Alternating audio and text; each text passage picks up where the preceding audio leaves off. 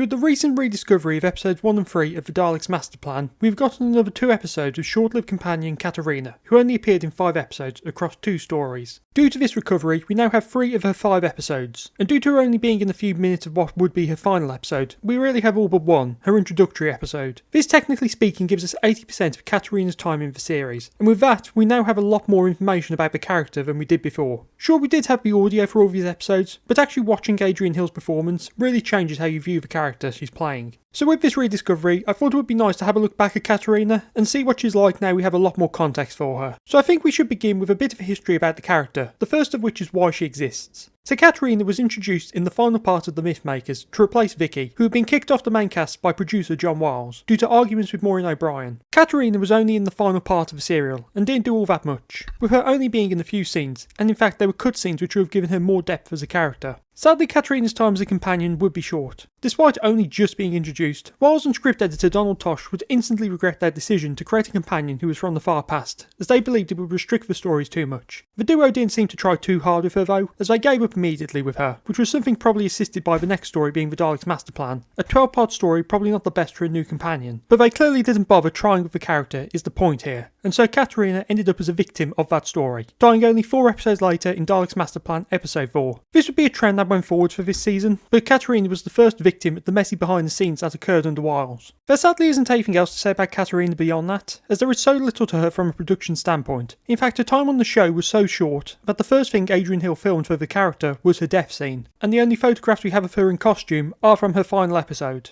Now as for the character of Katarina, there is more to say despite her short time in the show. So Katarina is very primitive due to her being from ancient Troy, with this giving her a completely unique view of the world around her, to the point that she sees the Doctor as a god due to how they met, and so she believes that she has died and the TARDIS is taking her to the afterlife. This is an excellent storyline or idea for a character, as their primitive nature causes them to believe they are dead, something which her cutscenes would have added to. Her lack of understanding about the new world around her gives her this completely unique way of dealing with stuff. She's mostly kept in the supporting role during her short time, as she isn't able to understand anything, and there's clear ways that this could have gone in the future depending on how long her tenure could have been.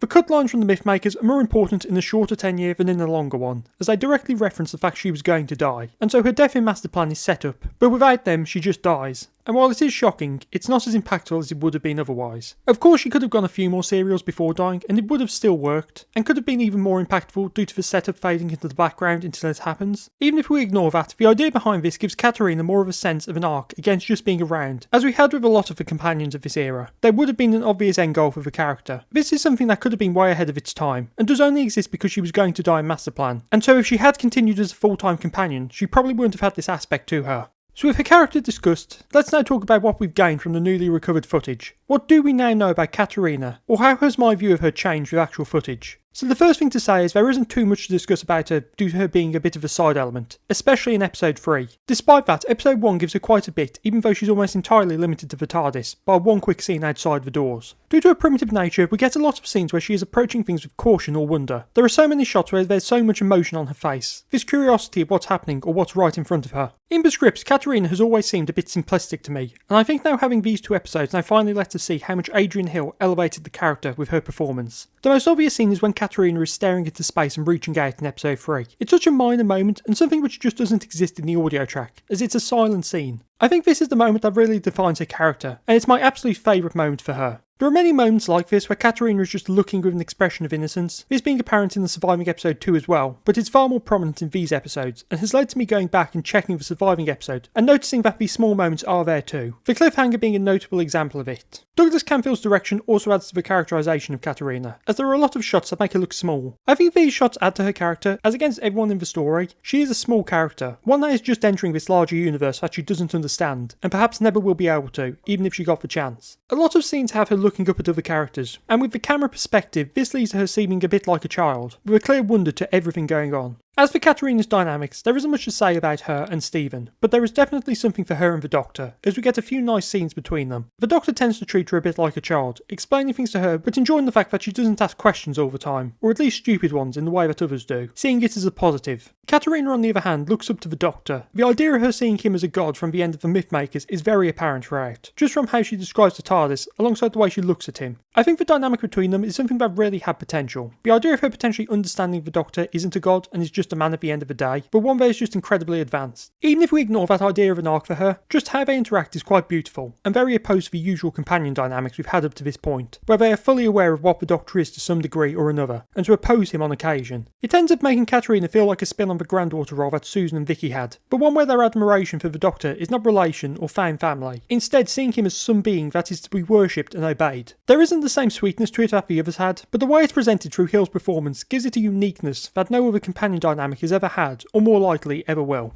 The last thing to talk about with Katarina is obviously her death, a moment that now holds some actual weight. I think the best thing to discuss first is why Katarina had to die, and yes, I did say had to. The reasons behind Katarina's death are both complex and simple, depending on your point of view, but it all boils down to the production team at the time, producer John Wiles and script editor Donald Tosh. These two wanted to shake up Doctor Who by making it more sophisticated, and to try new ideas. This included with the companion role, as Katarina would be the first of 3 created by these two. As the story goes, despite these two creating the idea for Katarina, and tasking writer Donald Cotton with essentially praising the character, when the two were handed the scripts of the Mythmakers, they decided that Katarina would be unsuitable for the companion role due to her primitive nature, and so immediately decided to kill her off rather than attempting to do anything with the character. A lot has been said about this rushed decision, but there is some slight justification for it, and that's the nature of the Daleks' master plan, which wouldn't easily allow for a character like Katarina to work, due to the constantly changing setting alongside the concepts within it. But then the obvious thing to bring up is, why go forward with the character then? Why not just leave her behind in Troy and get a new companion in the story after master plan? Instead of this, they decided to bring Katarina into the fold, only to kill her off in episode 4 for dramatic effect. As for the death itself within the episode, it's very sudden. The setup is her being taken hostage by a prisoner and forced into the airlock of the spar ship. This is the cliffhanger for episode 3, with the resolution occurring at the start of the 4th episode. The resolution to this is quite underwhelming, as while captive, Katarina accidentally opens the airlock and ejects them both into space, killing them instantly.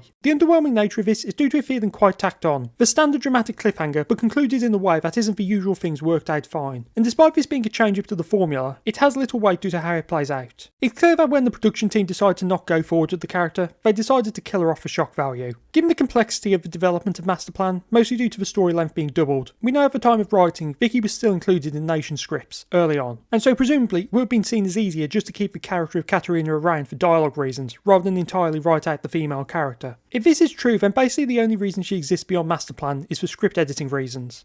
So in conclusion, with the recovery of these 2 previously missing episodes, it's clear that Katarina is a far more interesting character than most of us have thought, and that's entirely due to her almost exclusively existing in missing episodes, which removed Adrian Hill's excellent performance, that made the character who she was. While she didn't have much to do in these episodes, plenty of time was given to her to simply explore the world around her and attempt to understand it, or at least be amazed by it. Within the scripts, there was potential for her character, mostly due to her dynamic with the Doctor, alongside just her general wonder of the universe and how she perceived it. There wasn't really any time for her and Stephen to interact and create a dynamic, 2 polar opposite characters, and so actually having some screen time between them while both were conscious or alone would have allowed for a very unique dynamic that just never was. She was the first historical companion, but the production team only saw that as a hindrance, rather than something that could have been used to create interesting stories. She was created and quickly ditched, but kept on only to be killed for some mild excitement early in Dalek's master plan. The fact that her scenes which set up her death in the Mythmakers were cut led to an interesting dynamic to this sudden death being lost. Plus the fact that she was always going to die from not too long after her conception means that there is a sense of a build-up to her death, as unintentional as that may have been by the writing team. In retrospect, Katarina is a lot more interesting than any of us gave her credit for, and would have been a great companion in her own right if she'd just been allowed to be a character, and not just a tool for a story which she could have never survived.